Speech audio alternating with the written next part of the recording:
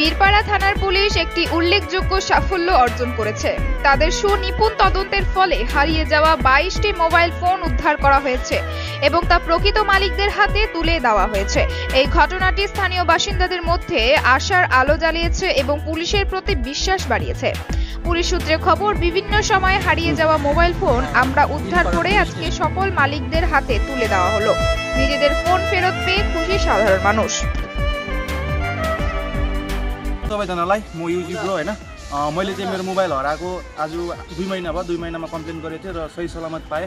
Thank you Birpara police. Birpara पुलिसको थ्रुबाट मैले आफ्नो सामान मजाले पाएँ। धन्यवाद भन्न चाहन्छु। 13/5/29 তারিখে আমি জিডি করেছিলাম আমার মোবাইল হারিয়ে যাওয়ার জন্য। তো আজকে আমি মোবাইলটা পুনরায় উদ্ধার হয়েছে। বীরপাড়া পুলিশ এবং জেলা আলিপুরদুয়ার জেলা পুলিশেরকে অনেক ধন্যবাদ। আপনার নাম? আমার নাম নিতাই মণ্ডল। বাড়ি নদিয়া রানাঘাট।